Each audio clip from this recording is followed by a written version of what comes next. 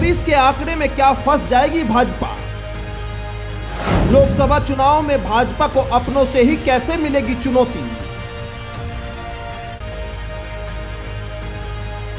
2024 का लोकसभा चुनाव मोदी सरकार के लिए आसान नहीं है, क्योंकि इस चुनाव में खुद मोदी सरकार के साथी ही उनकी मुश्किलें खड़ी कर सकते हैं। जहां एक तरफ 17-18 तारीख में विपक्ष बेंगलुरु में 24 दलों के साथ बैठक करने का दावा कर रहा है, वहीं भाजपा भी एनडीए के साथियों के साथ 18 तारीख को एक बड़ी बैठक करने जा रही है, जिसमें दावा यह किया जा रहा है कि एनडीए में 24 दल शामिल हो गए। लेकिन मुश्किल यह नहीं कि एनडीए गठबंधन में 2024 के लिए तैयारी जोरों पर है, बल्कि मुश्किल तो यह है कि मोदी सरकार के सामने जो सबसे बड़ा संकट आने वाला है वो खुद उनके लिए अपने ही होंगे। आप समझिए कैसे एनडीए के साथी ही उनके लिए एक मुसीबत बन सकते हैं। दरअसल जिस तरह से कहा जा रहा है कि विपक्ष सीटों को लेकर अलग अलग बटा हुआ है, उसी तरह एनडीए में भी अपने साथियों के साथ सीट बंटवारा करना भाजपा के लिए आसान नहीं है। भाजपा चाहती है कि विपक्ष की बैठक के बराबर 24 दल को एक साथ लाकर मनोवैज्ञानिक तरीके से 2024 के लिए चुनावी संदेश दिया जाए। फिलहाल भाजपा ऐसे दलों को अपने साथ लाने की कोशिश कर रही है जिसमें 2024 के लिए उनका चुनावी माहौल बन सके। आपको याद होगा 2024 में भाजपा 300 से ज़्यादा सीटों पर अपने दम पर जीत कर आई थी। ऐसे में भाजपा के लिए अपने सहयोगी दलों के डिमांड पूरा करना आसान नहीं होगा। भाजपा का गढ़ बन चुके यूपी ही भाजपा के लिए सबसे बड़ी मुश्किल सामने ला सकता है। भले ही भाजपा 2019 में 62 सीटें यूपी से जीतकर अपने दम पर आई हो, इस बार का गणित लेकिन कुछ अलग कहता है, क्योंकि यूपी में भाजपा के सहयोगी दल अपना दल और निषाद पार्टी ही लोकसभा चुनाव में अधिक सीटों की डिमांड कर मुश्किलें खड़ी कर सकती है, क्योंकि 2019 में ऐसा पहले हो चुका है। अनुप्रिया पटेल ने 3 सीटों की डिमांड पहले की थी, इसलिए सवाल यह है कि क्या अनुप्रिया पटेल इस बार 2 सीटों पर संतुष्ट हो जाएगी? भाजपा पर निषाद पार्टी अध्यक्ष संजय निषाद भी अधिक सीटों का दबाव बना सकते हैं, क्योंकि वो तोलमोल के लिए जाने जाते हैं, जैसे उन्होंने पिछले चुनाव में किया था।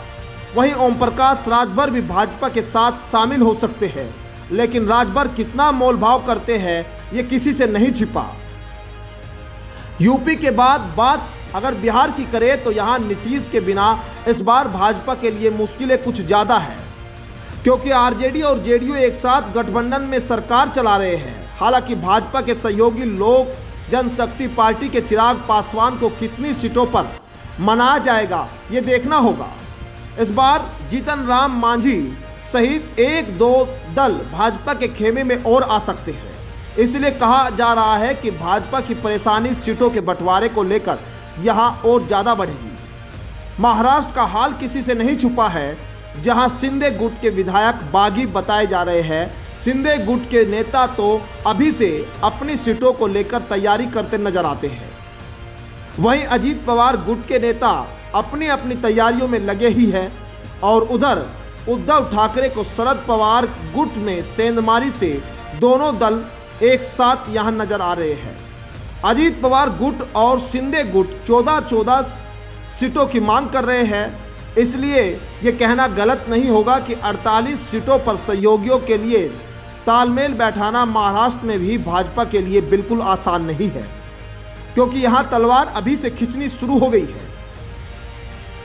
भाजपा के नेताओं की जिन सीटों पर अभी तक दावेदारी थी, या तो उनको वह सीटें छोड़नी पड़ेगी या फिर गठबंधन टूटेगा। भाजपा हमेशा कहती है कि विपक्ष में एक दूसरे के खिलाफ चुनाव लड़ने वाले नेता एक साथ आज खड़े होकर बात कर रहे हैं, लेकिन ऐसा नहीं है कि भाजपा में यह चलन न हो।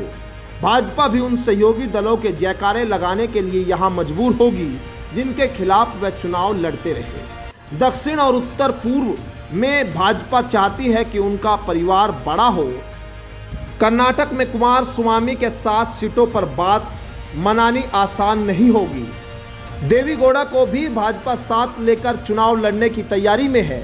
वहीं आंध्र प्रदेश, तेलंगाना भी सीटों को लेकर इसी तरह खींचतान यहां नजर आती है।